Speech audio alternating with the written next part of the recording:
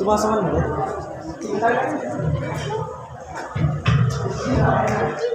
Allahumma shalli ala sayyidina Muhammad.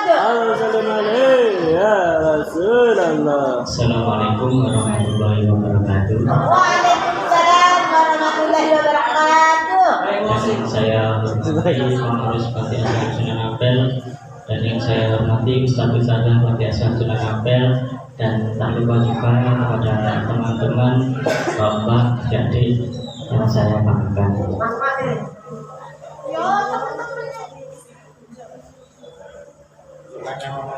Pertama-tama marilah kita panjatkan puja dan puji syukur kehadirat Allah Subhanahu wa taala, karena dengan nikmatnya kita bisa berkumpul dengan keadaan sehat walafiat.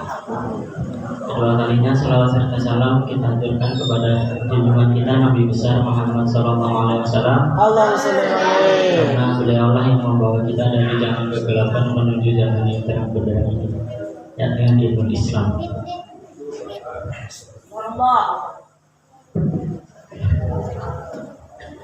Baik teman-teman sekalian, Allah Subhanahu wa taala berfirman dalam surat Al-Fajr, ya ayyatuhan nafsul mutmainnah irji'i ila rabbiki radiyatan mardiyah. Wahai jiwa yang tenang, kembalilah kepada Tuhanmu dengan hati yang ridho dan diridhoinya. Masya Allah. Hari ini kita akan bahas tentang masalah belajar ridho. Mungkin di sini jarang menggunakan kata ridho karena biasanya diganti dengan kata ikhlas.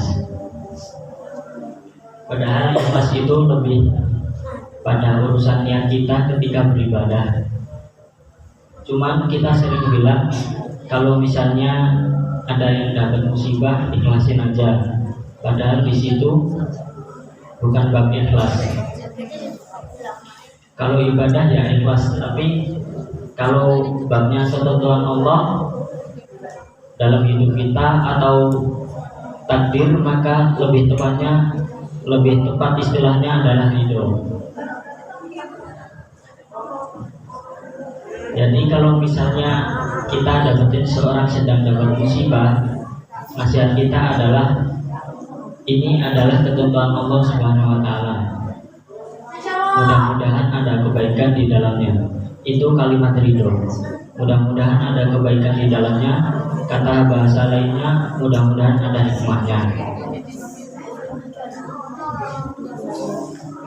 Nah, hari ini kita ingin belajar tentang ridho. Apa saja sih bentuk-bentuk dari kata ridho itu? Seberapa pentingnya sih ridho itu? Teman-teman yang dirahmati Allah, orang yang paling beruntung akhir hayatnya adalah orang yang ridho. Makanya Allah berfirman dalam surat Al-Fajr tadi,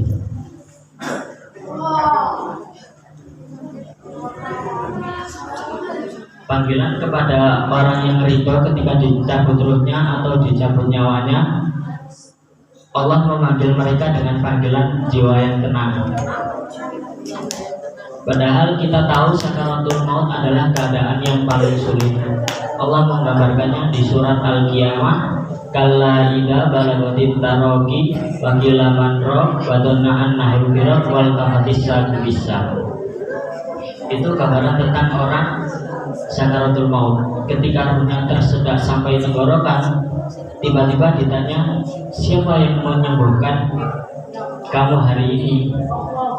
Dia langsung menyadari sudah tidak ada lagi yang bisa menyembuhkan dia, dan dia mulai mengerti wadonna annahul firaq. Itulah waktu perpisahan.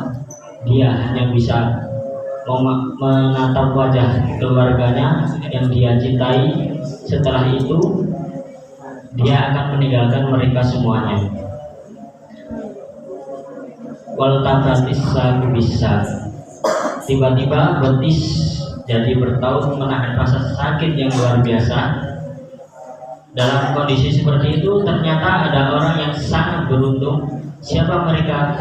Orang yang aku panggil dengan kalimat ya Tuhan nafsul mutmainnah irji'i ila radiyyatil mardiyah. mau meninggal nyawanya sudah ditenggorokan, tobat sudah tidak diterima, dia harus berpisah dengan semua yang dia cinta, dia di dunia harta, keluarga dan seterusnya, tapi dia termasuk orang yang bisa tenang menyambut kematian. Mutmainnah, hati yang tenang, wajahnya berseri-seri. Siapa mereka? Mereka adalah orang yang radiyatan, orang yang ridho, orang yang selalu menerima ketentuan Allah selama hidupnya. Itu pentingnya sifat ridho. Masya Allah. Lalu lawannya sifat ridho itu apa? Lawannya ridho adalah kufur. Dia protes dengan ketentuan Allah. Ya Allah, kenapa saya yang begini? Ya Allah, apa maumu? Ya Allah, apa yang? Ya Allah, engkau tidak adil. Itu kalimat-kalimat orang yang kufur dan tidak ridho dengan ketentuan Allah Subhanahu wa taala.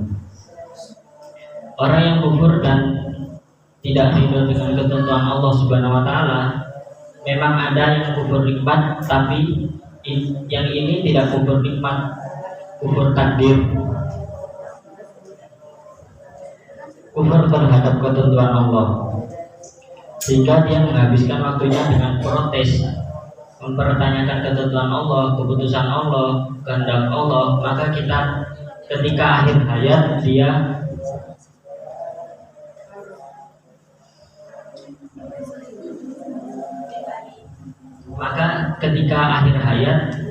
dia akan menjadi orang yang paling gelisah, orang yang paling tersiksa saat sakaratul maut. Tidak tumaninah, tidak ya ayyatuhan nafsul mutmainnah. Jadi salah satu di antara keistimewaan ridho adalah melahirkan rasa tenang di hati. Kalau kita ridho tentang semua ketentuan Allah, hati kita akan merasa tenang dan bahagia. Tidak ada hal yang mengusik perasaan kita atau membuat kita merasa tidak nyaman. Kenapa? Tumaninah, tenang, kita terima ketentuan Allah Subhanahu wa taala. Lalu gimana caranya agar kita bisa tumaninah?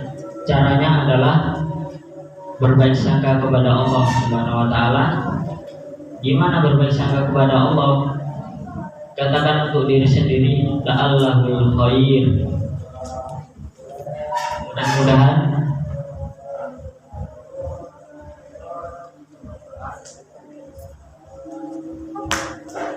Mudah-mudahan di dalam ketentuan ini ada kebaikan. Mudah-mudahan ada kebaikan. Kata kebahagiaan inilah yang kita ucapkan berkali-kali agar kita selalu yakin Allah itu tidak pernah ingin menzalimi hambanya. Allah itu la yukhliful mi'ad. Allah gak pernah ingkar janji. Jadi kalau ada suatu ketentuan Allah yang tidak kita inginkan tapi terjadi pada hidup kita dan kita ingin ridho, katakan saja la'allahul khair, mudah-mudahan ada kebaikan.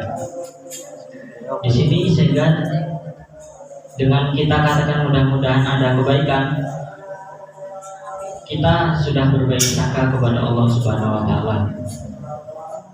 Sekian dari saya, bila ada salah kata mohon dimaafkan. Assalamualaikum warahmatullahi wabarakatuh. Waalaikumsalam.